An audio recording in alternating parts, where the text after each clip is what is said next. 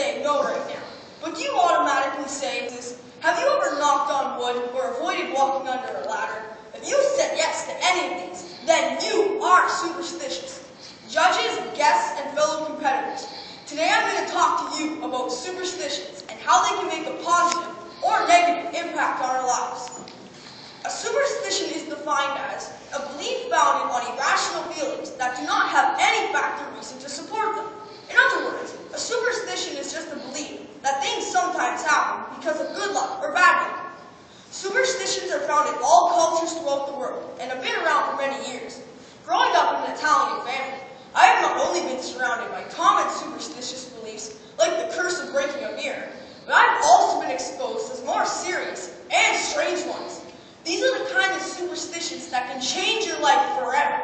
And I'm not talking about good things. I mean bad things. I mean the curse of the evil eye. One of the most feared superstitions of all time is the evil eye. The evil eye is the curse of the stare, and has been around since the beginning of time. It is a curse that is believed to have the power to inflict harm against another person. A large part of the population believes in the evil eye, or if I have come well to know in my culture as the Malochio. As I understand it, the Malochio happens when someone wishes bad things to happen on you out of jealousy and dislike, and does so by giving you an evil look that has the power of a spell. The belief in the evil eye is very strong in many cultures, especially the Italian culture. This belief often affects the way people behave and live their lives. And believe me, I have witnessed this behavior firsthand. I have relatives that are so freaked out about this that they do strange things. Silly things, like not telling anyone when something good happens in their life because they fear people will be jealous and ruin their happiness. Or they avoid giving or receiving a compliment because they fear they will either get or give the evil eye. Although this evil eye thing can be pretty scary and seem hopeless, the good thing is there are ways to fight against it. First of all, you need to know that you can't walk when you have the evil eye, because your health insurance won't cover it.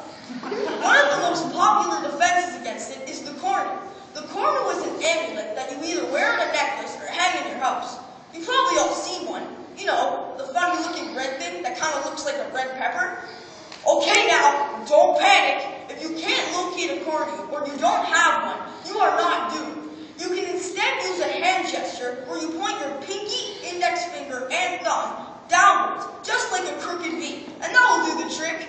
Funny, I finally realized after all these years, my relatives were not making inappropriate hand gestures. They were just trying to protect themselves. I have talked about the evil eye, what it is, and how to defend against it. But how do you know if you have it? My Nona, the most superstitious person I know, can diagnose it a mile away. I made the mistake of telling her I had a headache once. She freaked out and was convinced I had the curse. She immediately began treatment by going to a quiet place alone and reciting words from a poem that she learned in Italy.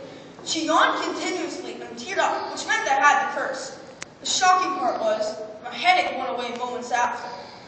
Was it a coincidence, or was it Tylenol? I have been trying to make sense of all this nonsense for many years, and I seem to come to the same conclusion. Stop the madness. People are not out to get you, most of the time. Superstitions are just a scapegoat for when bad things happen. But if any of you think this is true, I have one thing to say. Beware of the stare.